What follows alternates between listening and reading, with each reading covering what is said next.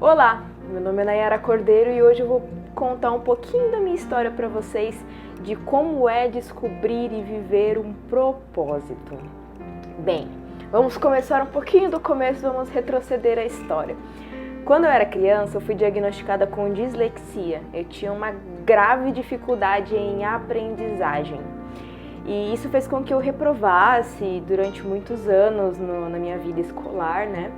E mesmo assim eu sempre continuei, né? Só que eu sempre sabia que eu tinha uma limitação, eu sempre fui chamada de retardatária, a burrinha da sala. E na época eu era gordinha, era bem estranhinha, então tipo assim, eu era muito zoada, né? E quando eu tinha 17 anos, eu tinha um grande sonho assim de ser piloto de avião. E aí eu falei assim, cara, eu quero ir pra fora estudar e fazer o curso de piloto. Não sei como, mas consegui passar no vestibular de Ciências Aeronáuticas numa faculdade em São Paulo. Fui para São Paulo contrariando a minha família, ainda era menor de idade, e fui para lá sem era nem beira estudar Ciências Aeronáuticas. Só que eu percebia que minha dificuldade com o estudo era gigantesca, porque meu curso era noturno.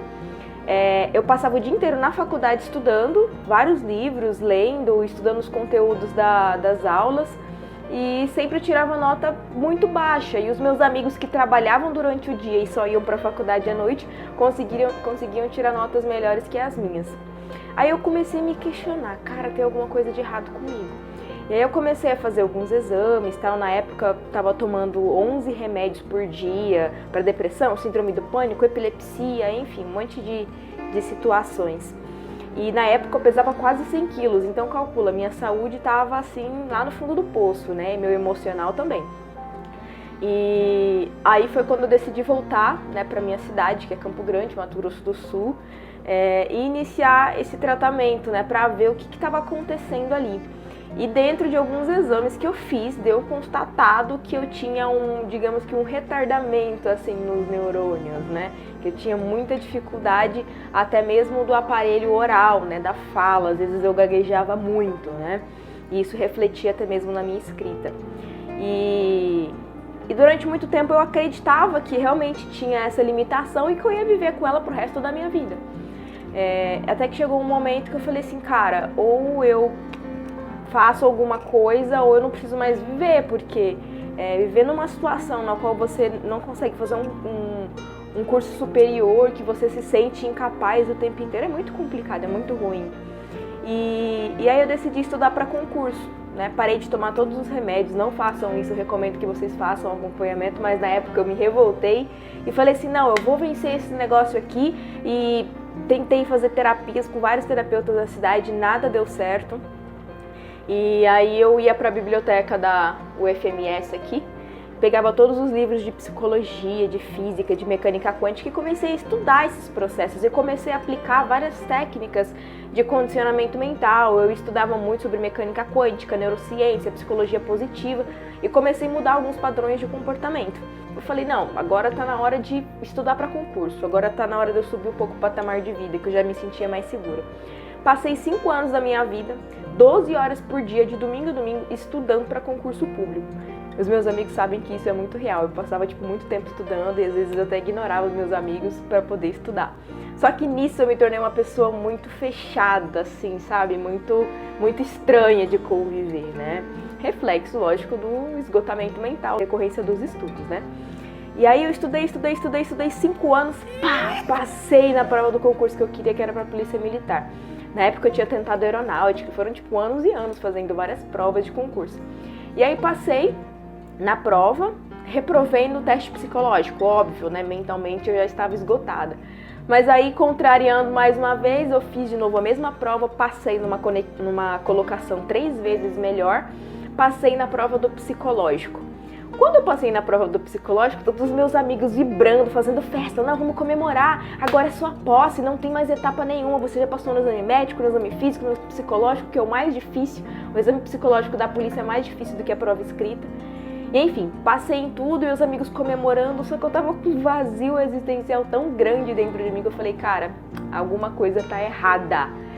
E aí hoje em dia as pessoas me perguntam, Nayara, você já se fudeu tanto no relacionamento, você com 26 anos, você fala de relacionamento como se você fosse a dona da razão, você largou concurso público para virar terapeuta, o que aconteceu no meio desse caminho?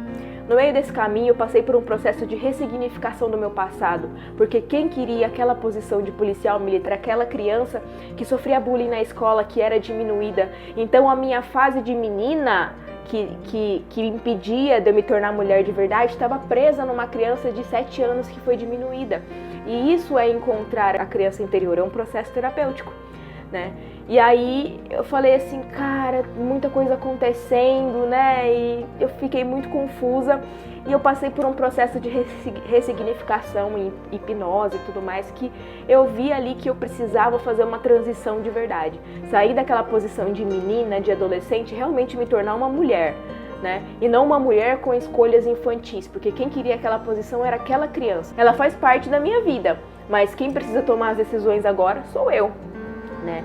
E aí eu assumi o comando da vida, da minha própria vida, e comecei a fazer o que eu realmente queria. Eu, desde os 16 anos, eu gosto de falar, eu gosto de ensinar, eu gosto desses movimentos de psicologia positiva, de hipnose. Comecei a fazer vários cursos, várias certificações.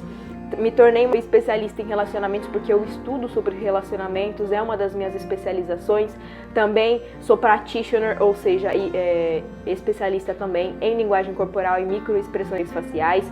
Sou também practitioner, ou seja, especialista em hipnose clínica, então eu atendo, faço terapia clínica, processo de regressão de memórias, regressão de vidas passadas eu faço também.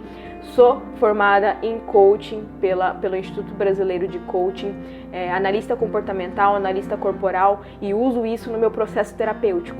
E hoje eu realmente consigo dizer que eu vivo o meu propósito, que eu consegui quebrar os paradigmas que diziam que você não vai conseguir ser ninguém porque você não tem capacidade para absorver, para reter conhecimento. E hoje eu quebrei esses paradigmas e vivo o meu propósito. Por isso que foi uma transição muito brusca e muito rápida e muito forte, muito intensa, muito tudo para mim. Só que hoje eu consigo olhar no olho de vocês e dizer que eu vivo o meu propósito. Propósito é você fazer algo que você sirva às pessoas. O que te conecta ao outro? O que você faz dentro da sua profissão que ajuda a mudar a vida do outro? Essa é a percepção que eu tenho hoje sobre propósito, baseado na psicologia sistêmica, na psicologia positiva e vários outros estudos que eu tenho. Então, se eu fiz essa transição de repente, falar de relacionamentos, igual minha própria irmã fala, é super estranho ouvir você falar de relacionamentos. Porque eu já tomei muito no... literalmente. Só que eu estudei para isso, né? Eu estudo constantemente os relacionamentos, eu faço terapia de casal, né? Então eu vivo constantemente nesse meio, nesse conteúdo.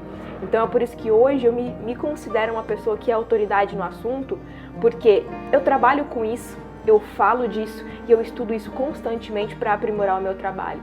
Então, se eu posso dizer uma coisa hoje, né, dentro de todo esse caos que nós estamos vivendo, né? Não deixe de viver o seu propósito por medo, talvez uma imposição dos seus pais de fazer e de realizar um sonho que eles queriam ter realizado. Você talvez faz direito porque os seus pais queriam que você fizesse direito. E talvez essa não seja uma vontade sua. Então, se tem uma coisa que eu falo que é muito forte, muito impactante para mim, é viver o seu propósito. Ser feliz fazendo o que faz todos os dias, algo que você faz até de graça. Quantas terapias eu faço por aí de graça? Terapia online, mentoria presencial, que às vezes eu gasto por aí até a pessoa e mesmo assim eu não cobro por ela. Isso é viver o seu propósito, é estar em estado de flow, estar completamente apaixonado pelo que você faz. E eu espero grandemente que você consiga se encontrar nesse caminho da vida e realizar o seu grande propósito.